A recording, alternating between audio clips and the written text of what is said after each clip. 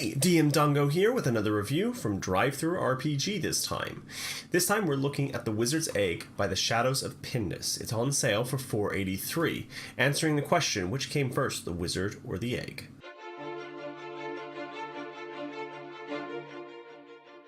So I want to start with a preface here, because I've never done a review on DriveThruRPG. I've always done things from DM's Guild, so I want people to understand the differences between the two websites. They are owned by the same parent company, but there are some things that are different for a consumer. On DM's Guild, you have all of the settings for Wizards of the Coast official, so the Forgotten Realms, Ravenloft, Ravnica now, and Eberron.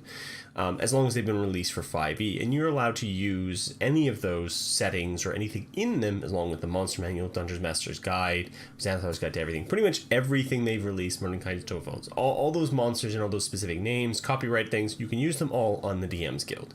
Now, as part of that, the creators take the DM's Guild takes a larger cut of the total amount spent on the total amount that the royalties that they take as part of that. Now, DriveThruRPG doesn't have those restrictions, but it also means that they take a smaller cut out of it. Now, DriveThruRPG contains things that can be in any setting, and in this one specifically, the Wizard's Egg, this is a very specific homebrew setting that is done for the Shadows of Pindus podcast. With that out of the way, let's move right on to the review. So, The Wizard's Egg.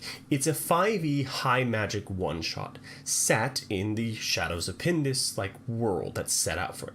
It's a high magic arcane punk style world. So arcane punk, if you think about things like cyberpunk, cyberpunk is the world is controlled by corporations, and they control this world through the use of technology. Arcane punk follows a similar idea. Their world is controlled by corporations or guilds, some kind of organizational structure, and the way they control that and the way they manage that is through magic. So think of the two things. It's kind of similar to Eberron in that way. It's a high magic setting where magic has taken the place of technology, where the very, very top percentiles have everything they could ever want, but the very lowest and things like that are basically struggling to survive. The adventure itself follows a very simple formula.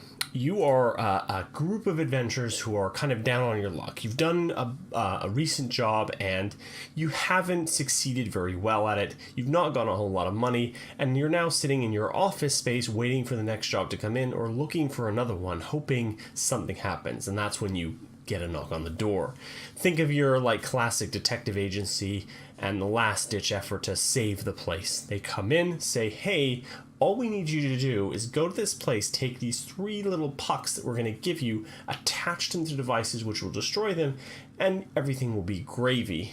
And we'll give you a whole ton of gold. The whole concept is that a bit of contraband got out from a group, and now you're trying to retrieve it or destroy it. And then things happen. Now, where the stuff is in a thing called the Wizard's Egg, and which is where the adventure gets its name. Now, the Wizard's Egg is kind of this large egg-shaped object that doesn't float. It is adhered and sectioned and anchored to another section of the city that you're in, or the island you're in. And it's held out there because this is where you do the most dangerous magical experiments that you can think of. Things involving elementals, perhaps you're using things like black holes, maybe more dangerous, these kind of very dangerous experimental magics that you need to do to isolate in some way, so that if something goes wrong, the worst that happens is the inside of the egg turns red while you clean up the mess. But your task is to infiltrate the egg, get inside, destroy what's there, and then get back out. The adventure is split up into different chapters. The first chapter being Ashfield, the area you start in. You gather information at that point, figure out what you're doing, and kind of figure out how to kind of get a general plan of how you're going to go about things. The next chapter is Light Mill, the area where the egg is contained, navigating your way through the lightning shield and into the egg itself, or at least getting close enough to it. You have a bunch of potential avenues for entry, either battling, talking your way through, or maybe even sneaking your way into the egg. Lots of different ways of going about this. Finally, chapter 3, you get the egg itself. Get in, find what you're looking for, and get back out. maybe talk to a few people while you're in there. There aren't very many people inside the egg, but it's a classic dungeon kind of crawl with a little bit of some puzzle elements, but it's relatively simple for a first level adventure. Next, you have chapter 4, which is the kind of finality. What happens after you've either destroyed these objects or maybe you've decided to keep them? What does that result in? What happens as a result? Next, you have a number of appendixes. The NPCs and items, the various things that you come across. Next thing is useful tables. So what happens? Maybe if you fall from the gantry, what happens? Do you fall hundreds of feet to your death, or do you only fall a couple of feet, land next to some friendly nobles who help pick you back up? Those kinds of things. The last two, you have three more appendixes. Appendix C, D, and E. C is a shared histories table. So how to set up this for a first level adventure. How to figure out how the characters know each other from beforehand. Things like you fought for your life with this character. You both barely made it out. But what physical scars do you have? And what still haunts you? Who didn't make it? And what possession of theirs do you still hold dear? Things that help you do roleplay when you're just starting out and your characters are already supposed to know each other. Appendix D is how to set this adventure up for higher level play. So advice on how to do level 2, level 3, and level 4 adventures. So how to figure out how to make these a little stronger, more dangerous, and more exciting for a higher level. And the last is the Appendix E, which is the lexicon appendix. Words that the characters or NPCs may use that might be slightly different or might be unusual for the players to hear. Things like base gel or the Crail Fist or gels themselves, which are the food stuff of this world, where it's like think of like, I guess, like a slime from Dragon Quest. That's kind of what I'm thinking when they look like, and you just eat them. Actually, I think the Japanese make a gel like dessert thing, and I think that's probably what they're kind of like, that's what they kind of look like, as it were. Now, what did I like about the Wizard's Egg? Well, I liked quite a lot of things. I love the setting. The setting is really interesting and unique. One of the best things about it, there's actually 3 great fantastical locations that I really love. The first one being the starting area, which is kind of like the underside of a plateau which has been dug out to create not like reverse skyscrapers that drop from the ceiling. I'm thinking like Patema Inverted, that anime where everything was upside down on the inside, but you didn't, and you had like the city rising from the ceiling, as it were. I like that idea. It's really interesting how it's structured. I also like the other fantastic, there's 2 other fantastic. The Wizard Egg itself is a really interesting idea and concept, and I think it kind of takes the place of a Wizard's Tower, but in a more realistic idea, because wizards do magical experimentation, and sometimes they go wrong, and usually just the Wizard's Tower explodes. Well, this kind of gives a very sealed off, more industrial way of doing these kinds of experiments. And the third thing is the lightning shield, which I thought was really an interesting idea. Kind of reminds me of the old lightning shield from Buck Rogers, where there is a hole that can be opened up, but you can only access them by flying. And if you can't fly, well, you don't belong there anyways. It's very, very well done in terms of that structure. I also liked a lot of the puzzles, or the puzzle element that's in there. It's really good for a first level adventure, like not too difficult but not too hard. I also like that this fact that this adventure isn't exactly a first level player adventure. This is more for players who are slightly more experienced than you would sometimes get in a classic first level adventure. If you think about adventures like The Lost Mine of Foundelver, which is very new player friendly, figuring out how things work, how the game system works, how to do various things. This isn't like that. This is more for players who have played a bunch of D&D 5e, or maybe played or just starting out new characters, and have a good grasp and understanding of how the systems work. And gives them something to challenge them at first level. So it's very good in that respect. So I also like the overall storyline as to what happened. There's a good twist near the end as to kind of what's going on, and that's part of the reason why I think this isn't really good for first time players, because the twist that happens can feel unfair to them. It can feel very jolting and jarring, but for experienced players, I think they'll roll with it. They'll really enjoy it. Now, what didn't I like about this adventure? So there's a couple of things I want to mention here, and I want to start with the simplest one because I think it's something that can be easily fixed. I think one of the first things that I found really difficult was the maps. Specifically the map of the egg, and I'm going to show it here, so if you're worried about spoilers, kind of look away now. But the map itself is in isometric, which is really useful for the kind of map it is. It makes it easy to figure out where things are. It makes it good to figure out elevation, how things are laid out, and all that kind of thing.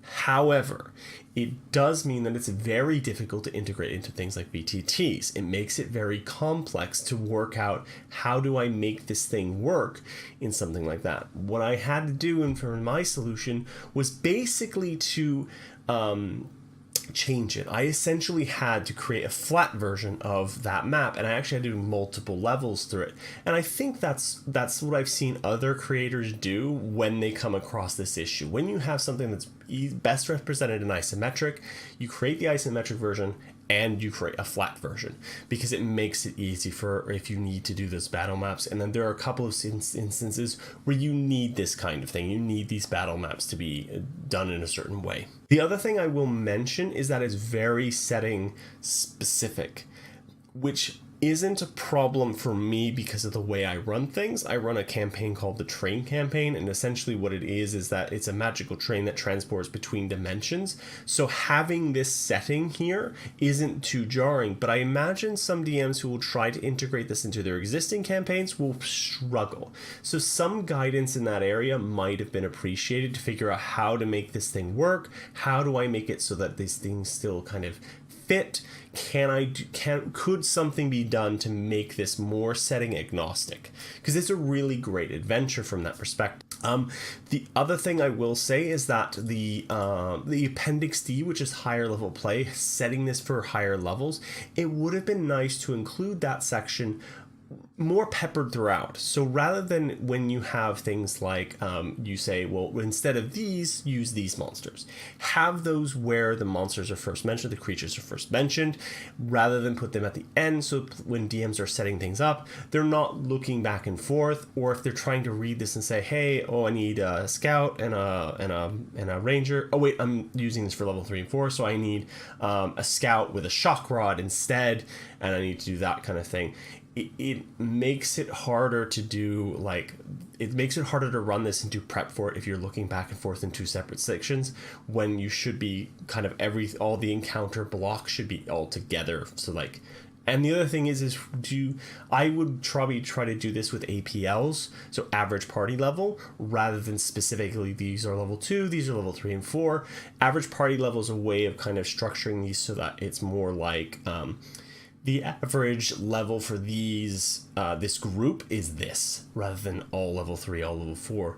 And it also makes it so that you can scale it based on how big the party is, so anywhere from 4 to 6. So that's always something to be aware of as well. Right, now for my rating. How do I figure this plays out? How do I think, where do I think about this thing? So because it's an adventure, I'm going to be using my perk system, which is PERC, so polish, exploration, roleplay, and combat. So the 3 pillars of D&D plus a polished pass.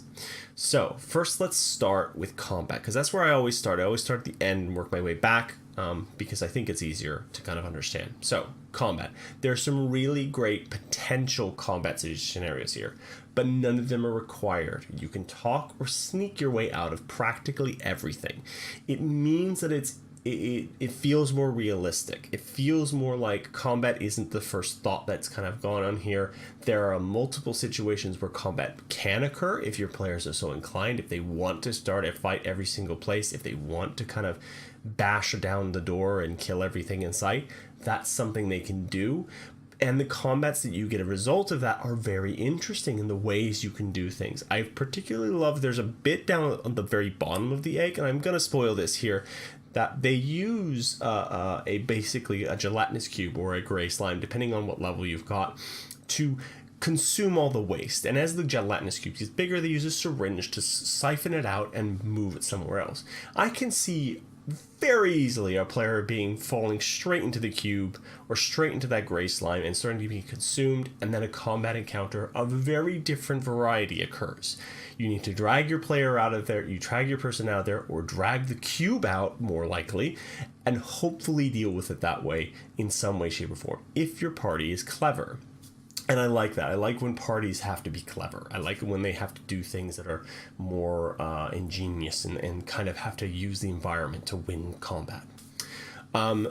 For combat overall, though, I'm going to rate this a 4 out of 5. No, scratch that. I'm going to rate this a 5 out of 5. I really like the combat. It's really represented well, and it's very clear as to what's happening. The one thing I would say, the reason I had my hesitation, is that for some of the combat encounters, it's hard to work out how to do the scaling. But change that other bit, which I think is more of a polished piece anyways, and put those how to do higher levels in other areas, and you've got a gold one. Next, we're going to move on to roleplay. Roleplay is really well represented here. It's really easy to figure out, and it's really good for players in this case, because for roleplay, you want a lot of encounters that can occur that don't have to be solved by combat. So roleplay is very heavy in terms of how do I get into the egg? How do I, who do I talk to figure out what is actually going on? The NPCs you speak to are interesting, engaging. Every NPC that has a purpose, or even like the random ones, they have a very good understanding of their cultural backing. So the ones in Lightfall are going to be a bit snooty depending on who you are and what you look like. If you can pull off the aristocratic baron, for instance, you can get them to talk to you based on your knowledge of the areas, which makes those roleplay experiences better. It means that when you go to talk to the people on the gantry to entry into the Wizard's Egg, maybe you can talk your way through it. If you can trick enough of other people, maybe you can make it so that you're trying to perhaps deliver some food to them and sneakily walk your way straight up the gantry. There's a lot of good opportunities for that, and there's even opportunities within the Wizard's Egg itself. So there's a lot of really great things you can do on the roleplay side of thing that I really enjoy. So I'm going to give it a 5 out of 5. Next, exploration. And this is a pillar that I think a lot of DMs and adventure designers struggle with. It's how do you navigate this? And this one navigates it very well. Because of the nature of the egg and its multiple entrances, there's a lot to explore. There's a lot of things you could potentially do to gain entry, and that's what exploration is about. How do I get to what I need to get to? How do I do that kind of thing? And that's a big part of that first bit. That exploration tier is kind of how do I do this? And part of that is also how do I can I make multiple choices? What is my path options here? And there's a lot of multiple paths through this adventure that mean that the exploration tier is well represented. So I'm going to give it a 5 here as well. Next, we move on to polish. What is what are the main things that I've kind of said that were things I didn't like? They were map structure, they were structure of the appendix, and they were structure of the where things are placed and how they're set out. And I think that's where this module kind of lacks, is there are certain standards that have been done for the DM's Guild that haven't seemed to make it over for Drive-Thru. I've seen some other adventures from Drive-Thru RPG. I've been getting a few of them, and they seem to kind of, there are standards that are on one side and they're not on the other. It may just be a standards thing that hasn't made it across, but it's things I'd like to see, like APL. So, for instance, when you're describing the encounter that could potentially incur, you want to say, well, here is, so when you're describing, so for instance, the front doors of the egg are guarded by the contractors, Tina the scout, Mori the lizard folk, Fen the acolyte, and Cassia the bandit. Now that changes depending on what level the party is and how big it is and all that kind of stuff. Now, a good DM can pretty much figure out that a level 3 party will just mop the floor with that, but it might be better to say, okay, let's put the APL there. Let's say if your party is level 2 and 3, use these instead. It makes it better to read, it makes it better to kind of set up, and it makes it better to do preparation. It just leads to a better explode experience. The other thing that kind of hurts the polish pass here is the eggs layout.